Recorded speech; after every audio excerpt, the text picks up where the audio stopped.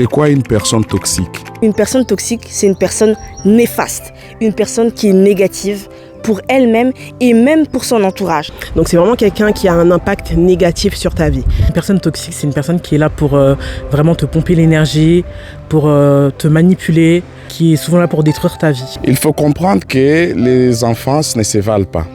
C'est à quoi nous avons été exposés, notre éducation, la manière où nous avons été traités à l'enfance, détermine en partie ou totalement l'adulte que nous devenons, plus ou moins toxique ou pas. C'est-à-dire que ça peut être une personne qui est égocentrique, narcissique, la vraie définition de narcissique. Pas le fait de se dire « Waouh, je suis trop belle aujourd'hui ». Non, ça c'est juste tu as confiance en toi. Narcissique, c'est-à-dire qu'elle ne voit que elle, que ses problèmes. Elle n'arrive pas à comprendre qu'elle fait du mal aux autres. Si les gens ne vont pas dans sa vision, elle s'en fiche et elle continue à persévérer dans ça. Avec ses relations, que ce soit amicales, amoureuses, dans ses relations et... elle va pas forcément tirer la personne vers le haut et voudra toujours être au-dessus, être au centre et avoir ce contrôle sur la vie d'autrui. Déjà, posons les bases. Sais-tu que personne n'est toxique dès le départ? Personne n'est né, ne vient au monde étant toxique. Il existe deux mondes dans lesquels nous grandissons, les mondes sécures et les mondes insécures. Les mondes insécures créent des personnes qui non seulement empoisonnent leur propre vie, mais aussi la vie des autres. Comme le dit bien ces livres, ces gens qui vous empoisonnent l'existence. Je vais te raconter une histoire, l'histoire de ces deux mondes, où vivent deux personnes distinctes, on va les appeler Léo et Julia. Léo grandit dans un foyer insécure. Il a certes papa et maman, mais qui ne répondent pas à ses besoins émotionnels.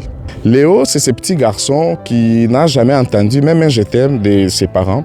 Léo a toujours été rabaissé et humilié. À l'école, il a été victime des moqueries et des humiliations. Mais Léo, comme tous les enfants, a voulu survivre. Alors, il a développé des mécanismes de défense. Il est devenu dur, méchant et cruel. Parce qu'au fond, il s'était promis une chose. Plus jamais on ne me fera du mal. Plus jamais. Et des années plus tard, ce petit garçon est devenu adulte. Un adulte qu'on appelle toxique. Tandis que de son côté, Julia, rappelez-vous, on est toujours avec Léo et Julia. Julia a grandi dans un foyer sécure. Ses parents la soutenaient. Même quand elle commettait des erreurs, ses parents savaient la réprimander de manière bienveillante et constructive. Julia a grandi dans un foyer optimiste. Elle a grandi dans un foyer avec des parents qui s'aiment. Julia a toujours vu l'amour autour d'elle. Julia est positive, elle est pleine de vie, elle est ambitieuse, elle a des idées plein de la tête, quoi. Léo n'a pas vécu dans un foyer rempli d'amour. Il a toujours vu ses parents se quereller régulièrement. Bon, n'oubliez pas l'histoire de Léo et Julia, on va y revenir encore un peu plus tard. Je pense que si une personne a vécu des traumas dans son enfance, mais ne les a pas soignés, elle n'a pas travaillé sur elle, elle n'est pas partie voir un psy par exemple, elle va reproduire ces mêmes traumas, mais en les projetant sur quelqu'un d'autre. Et c'est là qu'elle devient totalement toxique. Selon moi, une personne qui a été traumatisée dans l'enfance ou qui a reçu une relation toxique durant son enfance, évidemment, elle peut reproduire seulement par mimétisme en fait ce qu'elle a vécu dans son enfance, mais je trouve ça dommage en fait.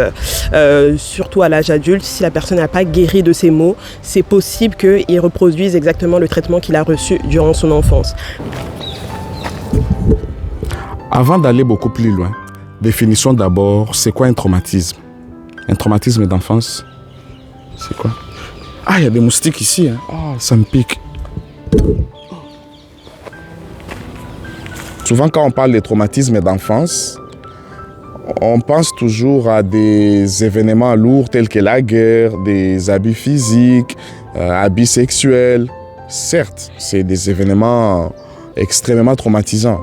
Mais il existe aussi des micro-traumatismes qui sont discrets, mais qui sont tout autant puissants et qui ont des effets dévastateurs au même titre que des abus physiques et sexuels et j'en passe. Il est vrai que les mots ne tuent ou pas, mais ils ont le pouvoir de blesser. Oh, ça m'a blessé. Non, ça m'a blessé.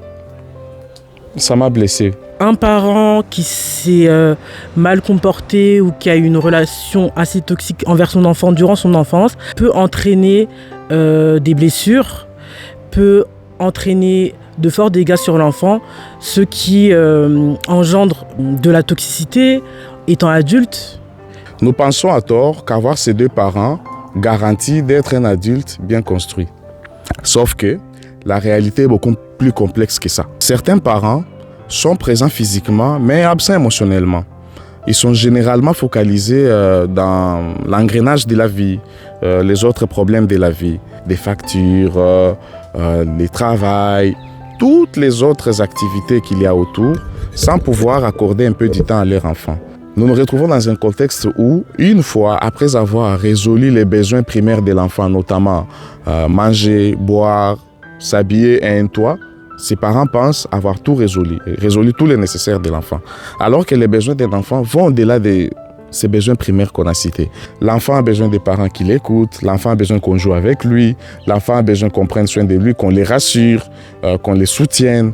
L'enfant a besoin que les parents lui accordent du temps, il a besoin d'être compris, il a besoin de se réaliser dans un environnement qui lui donne suffisamment d'amour dont il a besoin. Dans nos familles africaines, généralement, on prend soin des enfants des nièces, des neveux, des cousines, tout ce qu'il y a de la famille élargie.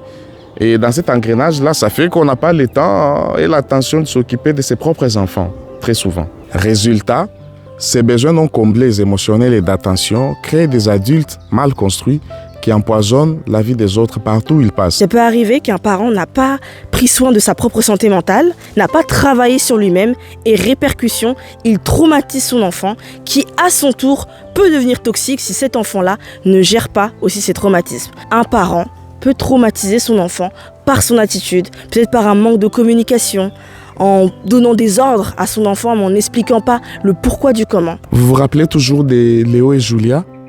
Voilà, nous y sommes. Léo et Julia ont grandi. Léo a 26 ans, Julia a 25 ans. Léo fréquente la même église que Julia. À première vue, Léo a des petits soucis de colère, mais c'est son caractère, dit-on. Léo va faire la rencontre de Julia.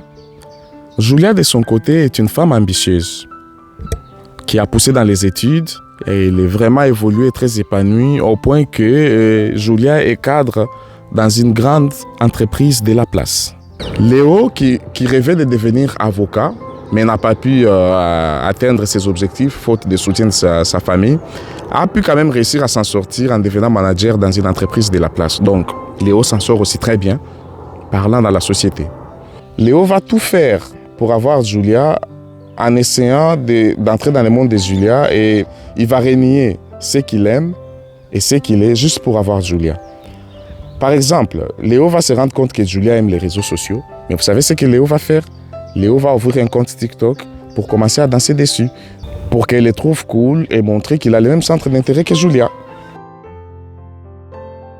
Alors que de base, les réseaux sociaux, c'est pas vraiment son truc. Léo a réussi à avoir le cœur de Julia. Il l'amène souvent dans des grands restos parisiens pour l'impressionner et lui fait du love bombing.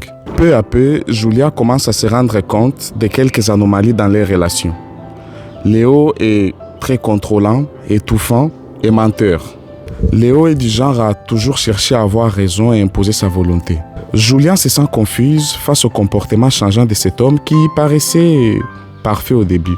Mais elle se rassure en se disant « Mon père et ma mère sont très heureux ensemble, donc ça sera le cas pour moi ». Ce que Julia n'a pas compris est que, de par l'enfance de Léo, où il n'a pas été écouté ni valorisé, il n'est pas non plus à mesure d'écouter Julia ni comprendre ses besoins.